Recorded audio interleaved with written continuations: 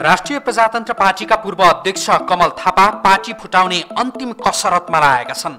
राप्रपाको महाधिवेशनमा पूर्व राजा ज्ञानेन्द्र शाह तथा निर्मल निवासले प्रत्यक्ष हस्तक्षेप गरेको आरोप लगाउँदै आएका कमल थापा राप्रपा फुटाएर अर्को पार्टी गठन गर्ने तयारीमा जुटेका हुन्। त्यही तयारी अन्तर्गत थापाले सोमबार आफू निकटका राप्रपा नेताहरूसँग भेटघाट गरे। यसअघि महाधिवेशनमा निर्मल निवासले गरेको हस्तक्षेपका बारेमा छानबिन हुनुपर्ने माग गर्दै उनले अध्यक्ष राजेन्द्र लिङदेनलाई पत्र पठाएका थिए।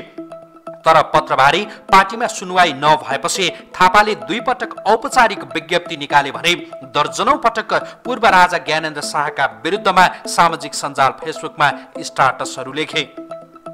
सोमबार आफू निकटका नेताहरूसँगको छलफलमा थापाले नयाँ संगठन निर्माण गर्नुपर्ने दायित्व आफूहरू सामु आएको बताएका छन्। नयाँ पार्टी गठनको तयारीमा जुटेका थापाले राजसंस्थाको एजेन्डा छाड्ने बताएका छन् भने सनातन हिन्दू राष्ट्रको एजेन्डा सहित नयाँ पार्टी अघि बढ्ने आफू निकटका नेताहरूलाई भनेका छन्।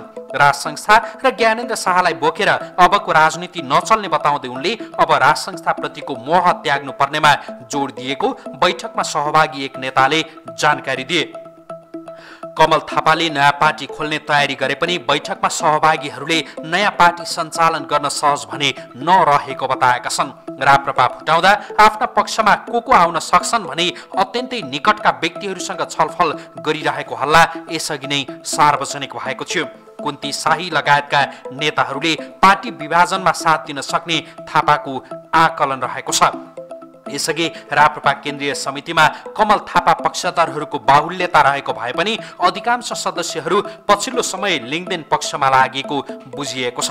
राजसंस्थाका पक्षमा बढ्दै गएको माहौलका कारण राजसंस्थाको एजेन्डा छाड्ने कमल थापासँग लाग्नु हितकर नभएको उनीहरूको बुझाइ छ। त्यसो त 2 दिन अघि मात्रै राप्रपा अध्यक्ष राजेन्द्र लिङदेन पार्टी विभाजन नगर्न अनुरोध गर्दै कमल थापाको घरमा पुगेका थिए। जवाबमा थापाले लिङदेनलाई पार्टी विभाजन आफ्नो रहर नभएको र पार्टीमै कमल थापा रहोस् भन्ने चाहने हो भने आफूले उठाउँदै आएको मागको सम्बोधन गर्नुपर्ने बताएका थिए। थापासँगको भेटपछि राजेन्द्र लिङदेनले राप्रपामा कोही पनि असन्तुष्ट नरहेको सञ्चारकर्मीलाई बताएका थिए। राप्रपाका नवनियुक्त पदाधिकारीलाई पार्टी कार्यालयमा स्वागत गरेपछि सञ्चारकर्मीलाई दिएको प्रतिक्रियामा लिङदेनले कमल थापाको मागबारे पनि छलफल भइरहेको बताएका थिए। कोही पनि सदस्य साथीहरू राष्ट्रिय प्रजातन्त्र पार्टीभित्र असन्तुष्ट हुने अथवा असन्तुष्ट रहनुभएको अवस्था छैन।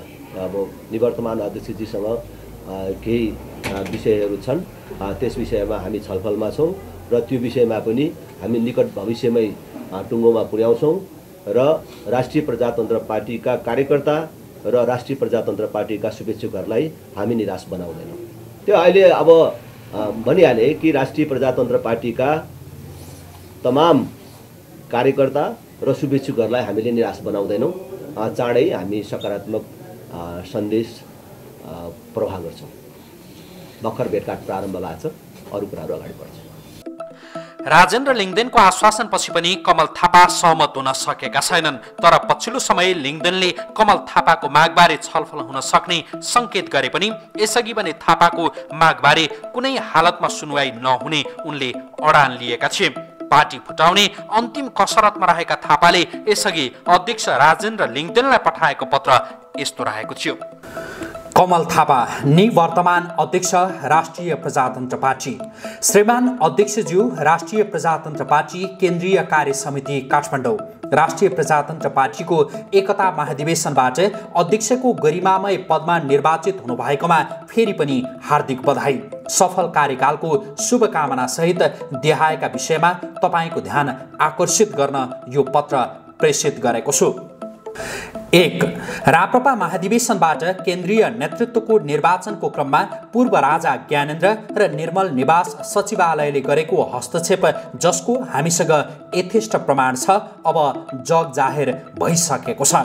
स्वयं पूर्व राजाको प्रत्यक्ष निर्देशनमा उहाँका सचिवहरू र नातेदारहरूले राजाको चाहना भन्दै महाधिवेशन प्रतिनिधिहरूलाई दबाब दिने तथा प्रभाव र प्रलोभनमा पार्ने काम खुल्ला रूपमा भयो। पार्टीको आन्तरिक मामिलामा पार्टी इतर शक्तिबाट भएको हस्तक्षेप अमर्यादित, अवाञ्छनीय र निन्दनीय रहेको छ। महाधिवेशनको बन्द सत्रमा राजनीतिभन्दा माथि रहने 3 करोड नेपालीको साझा संस्थाका रूपमा राजसंस्था पुनस्थापना गर्ने नीतिबारे छलफल भइरहँदाको समयमा निर्मल निवासबाट भएको हस्तक्षेपको परिणामस्वरूप राप्रपाले अवलम्बन गर्दै आएको राजसंस्था सम्बन्धी आधारभूत मान्यतामाथि नै गम्भीर आघात पुगेको छ। राप्रपाले परिकल्पना गरेको राजसंस्था पार्टीगत राजनीतिभन्दा माथि उठेको सबैको विश्वास र आस्था आर्जन गर्न सक्ने तथा अभिभावकीय हैसियतमा रहने एउटा आदर्श संस्था हो। नेपालको भू राजनीतिक अवस्था र धार्मिक, सामाजिक, सांस्कृतिक परिवेशमा राष्ट्रियता र एकताको प्रतीकको रूपमा राजसंस्था आवश्यक छ भन्ने राप्रपाको सुस्पष्ट र दृढ धारणा हो। यो मान्यताको उल्लङ्घन गर्दै निर्मल निवास स्वयंले राप्रपाको आन्तरिक मामिलामा अनावश्यक हस्तक्षेप गरेको छ। यो घटनापछि राजसंस्थाको पक्षमा ओकालत गर्ने राप्रपाको नैतिक धरातल समाप्त भएको छ। 100% राजावादीहरू भएको दलमा त पूर्व राजाको हस्तक्षेप हुन्छ भने भोलि राप्रपाको परिकल्पना अनुरूप राजसंस्था स्थापित भयो भने राजाबाट अन्य दल र राजनीतिमा हस्तक्षेप हुँदैन तथा विगतमा झैं प्रजातन्त्र मास्ने काम हुँदैन भन्ने के ग्यारेन्टी छ भनी प्रश्न गर्नेहरूलाई हामीले के र कसरी जवाफ दिने?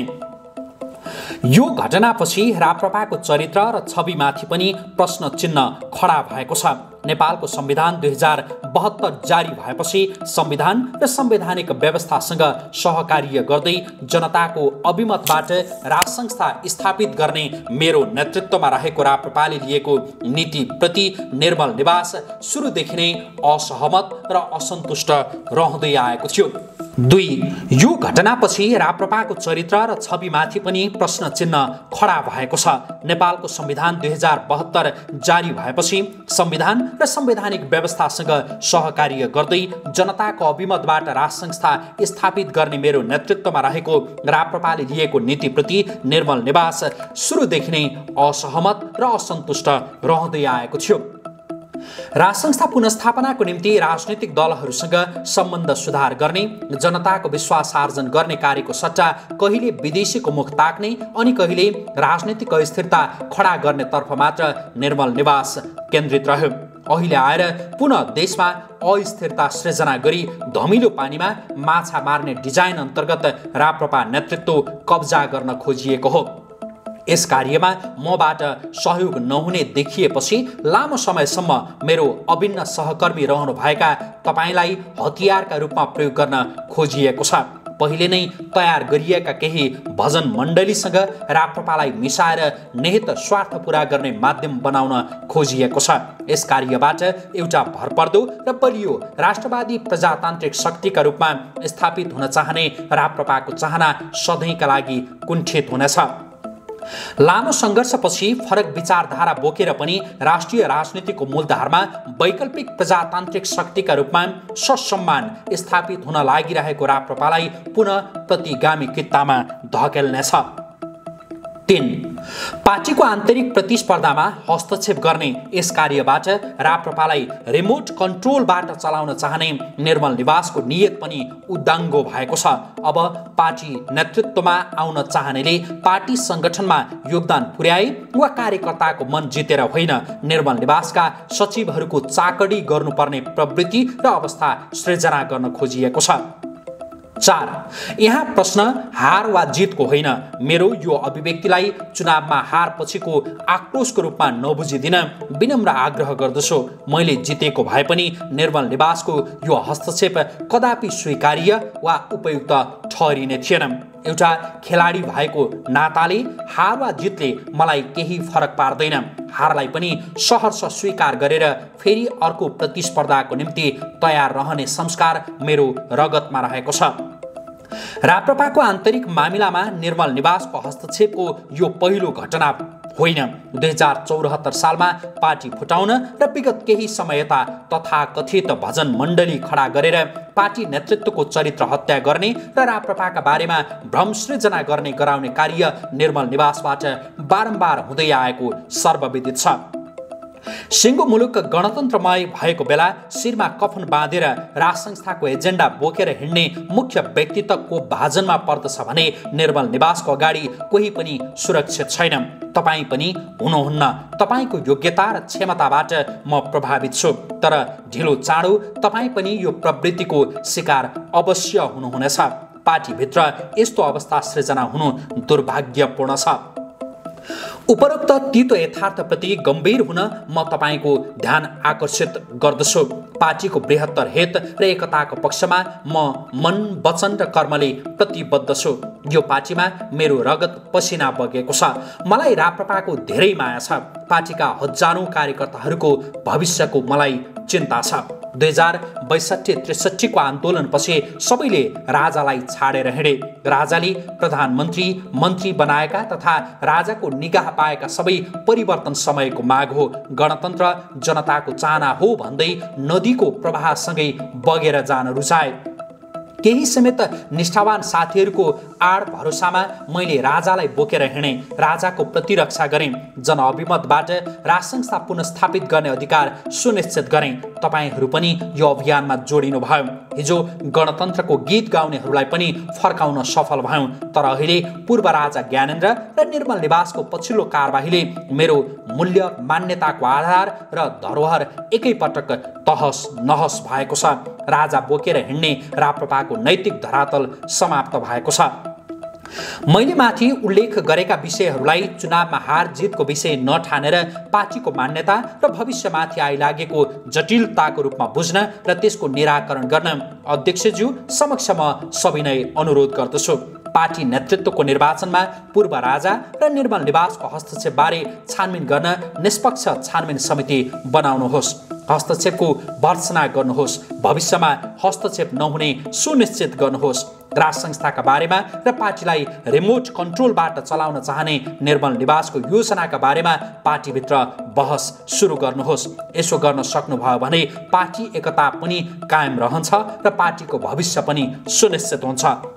यस कार्यमा मेरो पूर्ण सहयोग हुनेछ। यस सम्बन्धमा केन्द्रीय कार्य समितिले गर्ने बहुमतको निर्णय मेरो लागि शिरोधार्य हुनेछ। यो विषयको निराकरण नभएसम्म पार्टीले कुनै गति लिन सक्दैन। धन्यवाद। कमल थापा, निवर्तमान अध्यक्ष, राष्ट्रिय प्रजातन्त्र पार्टी, 2078 मङ्सिर 27।